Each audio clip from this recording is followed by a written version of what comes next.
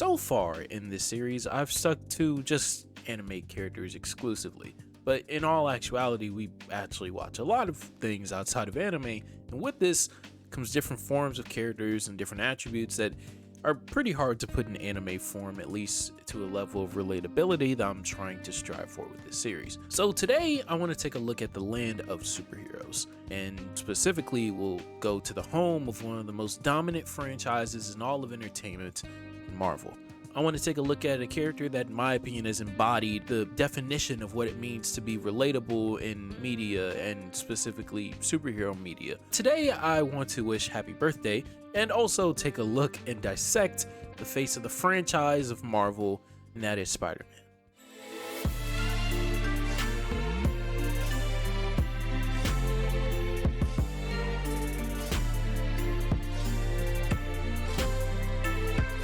This year, Spider-Man is turning 60, as 60 years ago in August will have made 60 years of Spider-Man appearing in comic book form, starting in Amazing Fantasy number 15, written by Jack Kirby and Stan Lee. And the funny thing is that taking a look back at what these two men sat down and wanted to do with the beginnings of the Spider-Man character when they first wrote it, it's very telling for the history of Spider-Man and Peter Parker as a whole, as what they set out to do has stayed consistent with the character ever since his introduction. The state of comic books at the time were very interesting. Every superhero was like the model person, and the face of that, of course, was Superman, where if you needed a job done, if you needed someone to be saved, if you needed the good-looking man that got the girl at the end of the day, if you needed the guy that could pick up the car, if you needed the guy that never took any L's, always powered up, and was the pinnacle of superheroes in 1962, it would be Superman, the perfect being that everyone could go read about and be drawn to a fantasy that wasn't real life. Jack Kirby and Stan Lee wanted to tear all of that down. They wanted to create realistic heroes with real problems that weren't necessarily solved all because they had these superpowers that aren't real in the first place. And the beginning of this was Spider-Man. The whole premise of Spider-Man was to create a more relatable and nerdier and just a more average guy for the time in 1962. An imperfect character that the readers could truly relate to, at least on a certain level, as at the time, and even to this day I'm pretty sure, a lot of comic book readers are relatively nerdy and kind of wallflowers, and these are all attributes that the early Peter Parker, the Bronze Age Peter Parker, had in the books, and these are all qualities that Peter Parker shares to connect with his audience over the past 60 years. And this is also the basis for his relatability, as that's his whole point as a character. He was created with the sole purpose of subverting the expectations and going away from the societal norms at the time, at least when it comes to comic books, and being a character that everyone could see themselves in. Depending on the future iterations of Peter Parker, he could either be a wallflower in high school, a nerdy upperclassman, or even just a loner throughout his college and adulthood. With the historical and even the current target audience of comic books and comic book adaptations, seeing a character go through these similar events and things that a lot of teenagers today go through, with the attempted romances, the struggle to balance your life as you're going through so many challenges on a day-to-day basis, the financial issues that come with not being from the best household in New York, and also having tragedy in your own household at that. More relatable, just the social insecurities of being in high school in America. All these things are things that Stan Lee strategically put into Peter Parker's character, in different iterations of Peter over the years have been adapted to represent, to be more relatable to the average person. Personally, for me, I grew up in a relatively good household. I've always lived in the suburban part of town. I've grown up with both of my parents relatively in my lives at all time. I have a good support system outside of them. I've always gone to relatively good schools, and it's all resulted in the way that I am today. But that isn't to say that I've gone without challenges, and a lot of these challenges are also presented in Spider-Man's character, which leads to him being such a big part of, honestly, how I shaped my life. I grew up watching the Sam Raimi films. I grew up watching Spectacular Spider-Man, Ultimate Spider-Man, reading Spider-Man comic books, going back to read some of the greatest stories I've ever read in Kraven's Last Hunt, the death of Gwen Stacy. I've picked up the death of Jean DeWolf, and I've read all of that, and Spider-Man has some amazing stories that get to a personal level that I don't necessarily want to fully disclose on this platform, but I've suffered loss to a point to where it has impacted me like it impacted Peter. You make rash decisions, you do things for the sake of this person, in the name of this person, and you kind of lose track of the real lessons that they taught you along the way. That's why the story of Uncle Ben's death and every different iteration of Spider-Man is so important to me, because it goes back to the roots of his character and why he does what he does to begin with, to uphold and remember the person who was the catalyst for all of this in the first place. The spider had already bitten Peter by the time Uncle Ben had died, but it was his death that caused him, that changed him, and set him on the track of life that he has been for the past 60 years, to uphold his memory and try to make him proud. But for the fair few who don't find Spider-Man relatable, outside of the racial reasons that a lot of people have brought up since the introduction of Miles Morales, one of the only tiebreakers that a lot of people like to bring up is the fact that, yeah, he may still be in high school. Yeah, he still may have money problems. Yeah, he may still have to deal with heartbreak that I deal with. But at the end of the day, his other life is Spider-Man. Well, I like to offer a perspective to that can possibly solve that factor of relatability for a lot of people. You see, I understand the aspect of Spider-Man that kind of loses a layer of relatability and just honestly realisticness when it comes to a lot of people looking at his character, as none of us are going into our city and saving old ladies from fighting a Russian hunter trying to kill us for his TV show. But below that surface level dichotomy and comparison, we all have splits in our lives and the different lives that we live.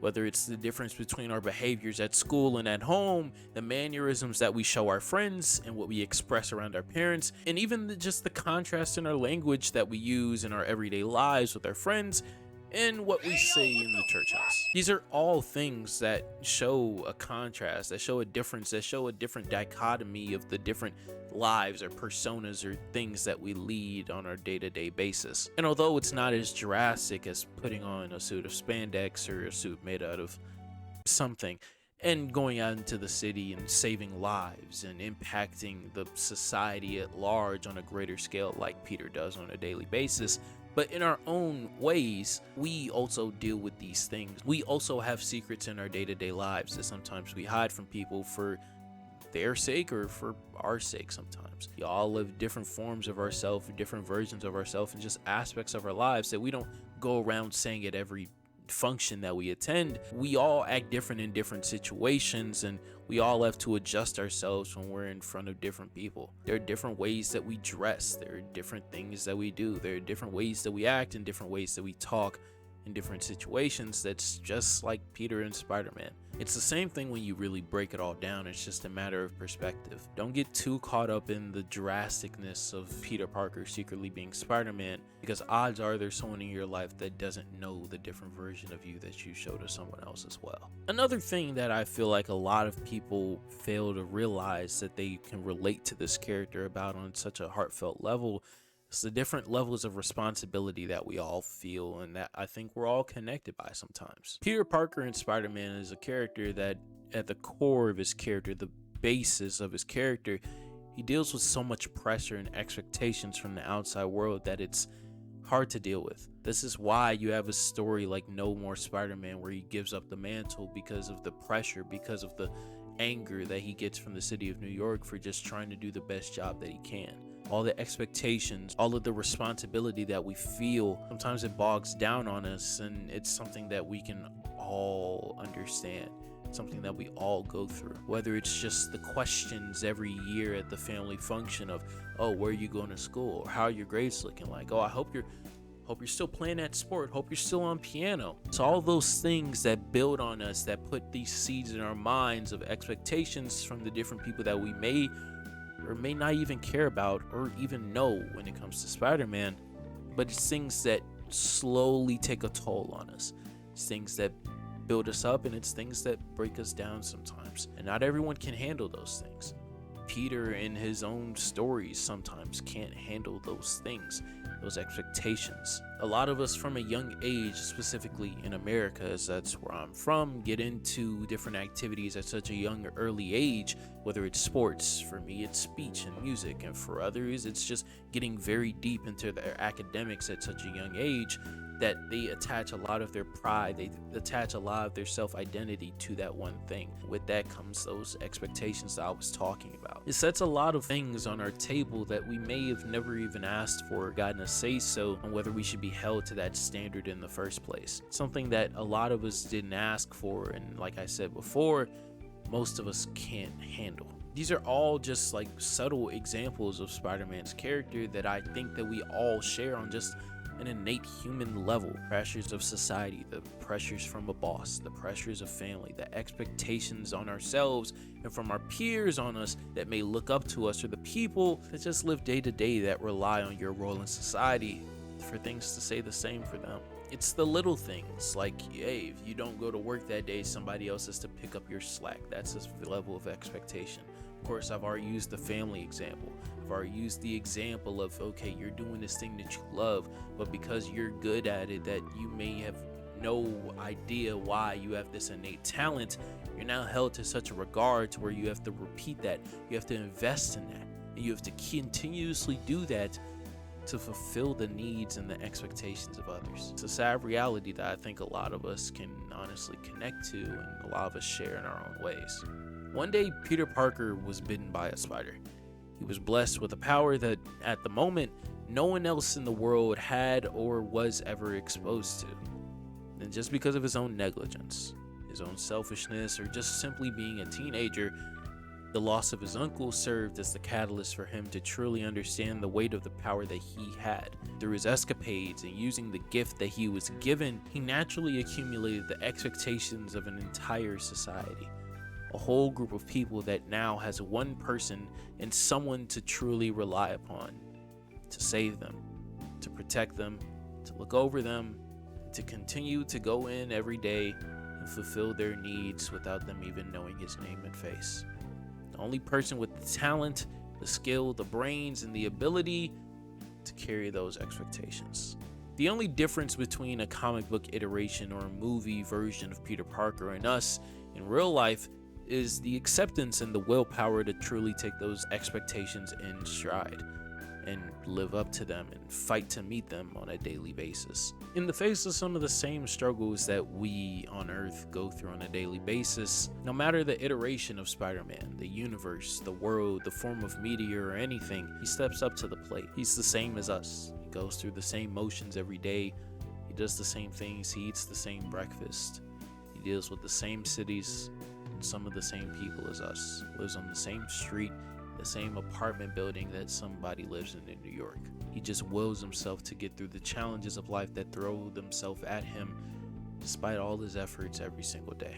Spider-Man is truly one of the most relatable characters in all of fiction and all of media, and I hope that this video shows somebody why.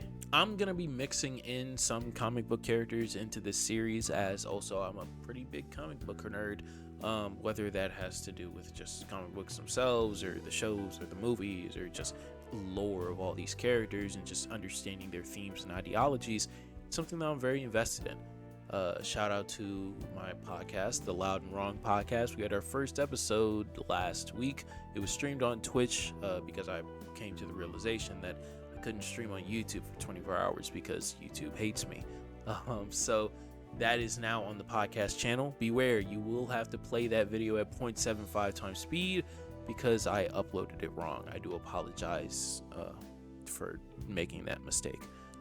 If you're still around, I think that's really it. The series will continue to go on probably until like mid-March or something. I have a lot of videos in the same style planned for the future, so I hope that you guys like the series.